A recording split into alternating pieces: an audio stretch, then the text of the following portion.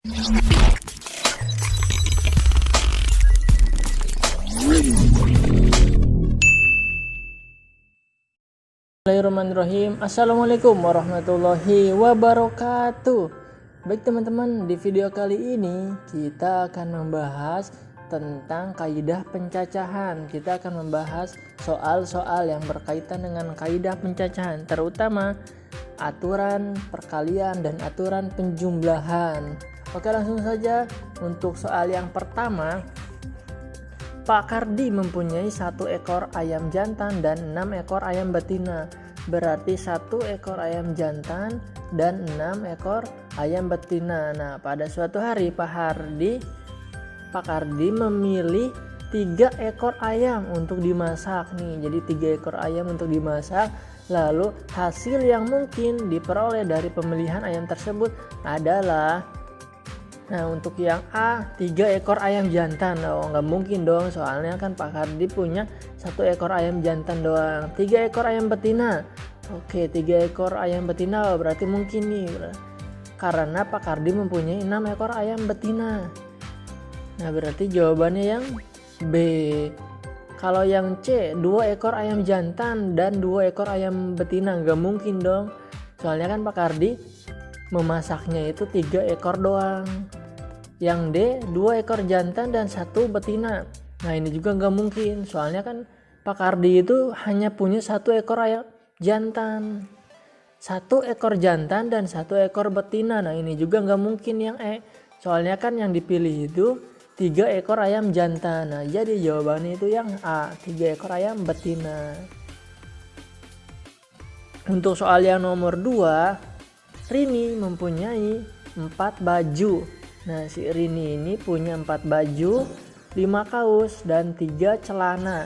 Nah, Rini itu telah memakai celana nih. Jadi si Rini ini udah memakai celana dan memilih memakai baju atau kaos yang dimilikinya. Nah, kita lihat nih kata kuncinya, ada kata atau. Banyaknya pilihan baju atau kaos yang dapat dipakai Rini adalah, nah, karena Rini ini udah memakai celana, otomatis dia hanya memiliki pilihan menggunakan baju atau kaos. Nah, bajunya itu ada berapa? Ada 4 baju. Nah, kaosnya dia punya berapa? Punya 5 kaos. Tinggal kita jumlahkan aja pilihannya. 4 tambah 5. 4 tambah 5 berapa? 9. Maka jawabannya yang B, ada 9 pilihan. Jadi kalau misalkan aturan penjumlahan itu biasanya menggunakan kata kunci atau, tapi harus dilihat dulu soalnya seperti apa. Nah, kalau di sini kan dia sudah memakai celana. Nah, otomatis pilihannya itu tinggal memakai baju atau kaos. Nah, bajunya itu dia punya 4, kaosnya punya 5, berarti tinggal kita jumlahkan 4 tambah 5 sama dengan 9. Jadi punya 9 pilihan. Sangat mudah bukan? Nah, next untuk soal yang nomor 3 ini. Nah, dalam pemilihan siswa untuk lomba tari di suatu sekolah, terdapat calon yang terdiri atas 4 siswa. Nih calonnya nih, ada 4 siswa putri, 4 putri dan 3 putra.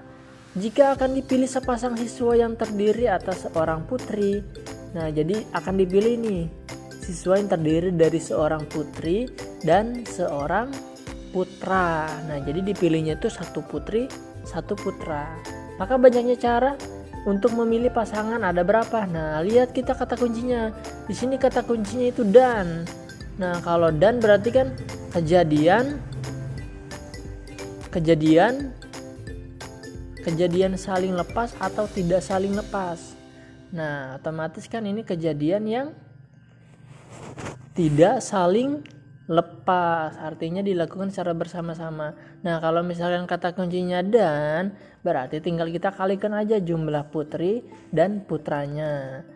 Jumlah putrinya ada berapa? Ada 4. Jumlah putranya ada berapa? Ada 3. Tinggal kita kalikan 4 dikali 3. 4 kali 3 sama dengan berapa? 12.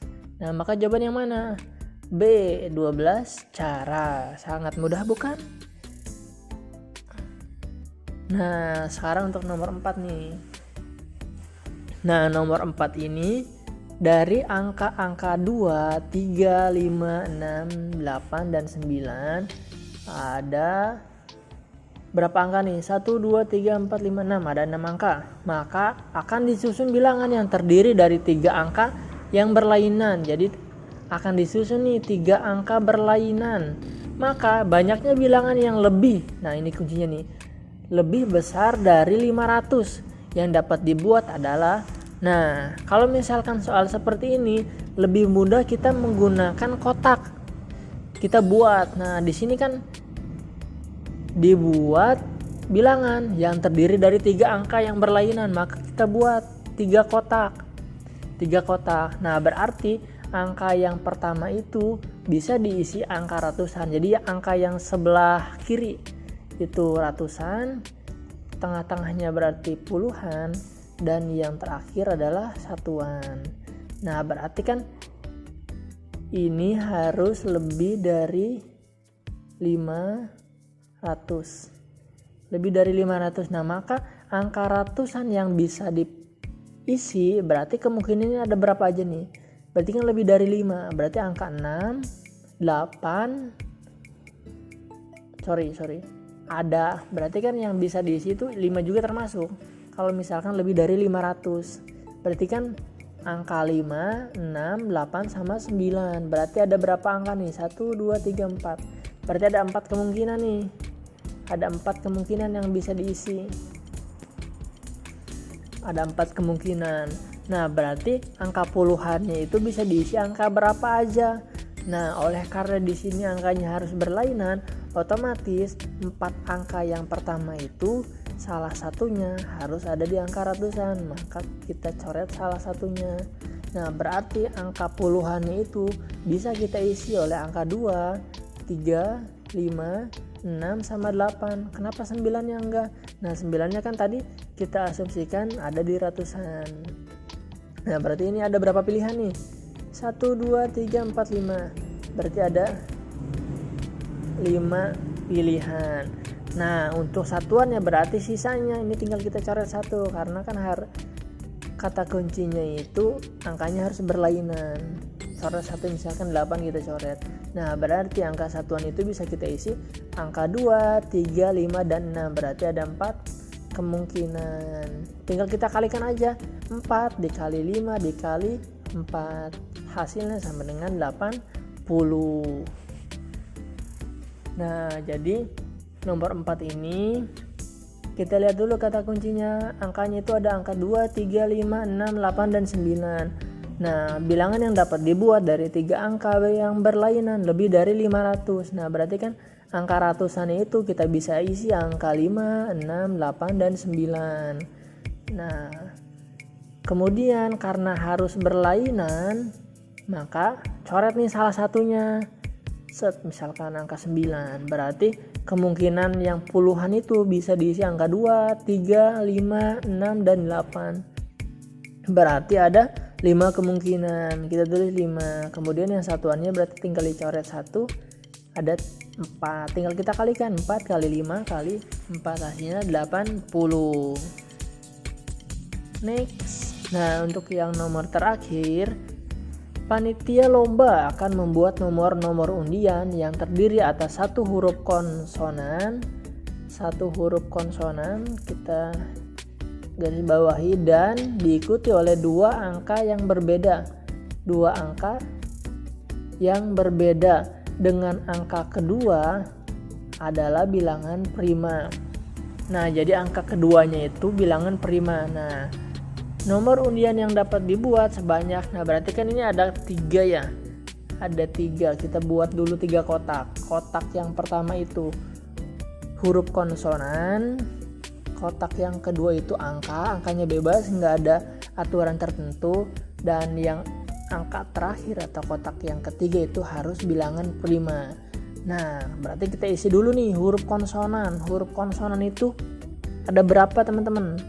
Nah, jadi huruf konsonan itu huruf selain huruf vokal. Semua huruf kan ada 26. huruf vokal itu ada berapa? A, I, U, E, O. Ada 5. 26 dikurang 5. Berarti berapa? 26 dikurang 5. 26 dikurang 5. Berarti kan kemungkinan di sini 21 jumlah huruf konsonan. Nah, kemudian kita isi dulu nih yang bilangan prima. Yang bilangan prima dulu, kalau yang kedua kan tidak ada aturan khusus. Nah, maka kita isi dulu yang ada aturan ini. Bilangan prima berapa aja?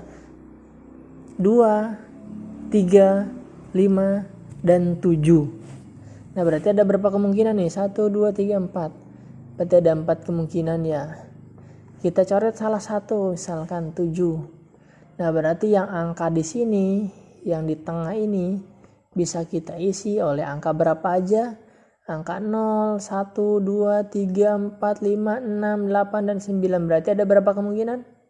Ada 9 kemungkinan. Tinggal kita kalikan aja. 21 dikali 9 dikali 4 sama dengan 756. Sangat mudah bukan? Nah, jadi untuk memahami aturan penjumlahan dan aturan perkalian, bisa teman-teman latihan dan terus latihan. Nah, nanti juga akan tergambar dengan sendirinya apakah ini menggunakan aturan penjumlahan atau aturan perkalian. Nah, ketika kita terus berlatih, insya Allah ketika kita langsung melihat soal, ketika kita melihat soal, kita langsung bisa menentukan ini harus pakai cara yang seperti apa. Jadi intinya kalau misalkan aturan penjumlahan dan perkalian itu langsung dibayangkan menggunakan logika. Begitu teman-teman. Mungkin itu saja yang dapat saya sampaikan. Kurang lebihnya mohon maaf. Assalamualaikum warahmatullahi wabarakatuh.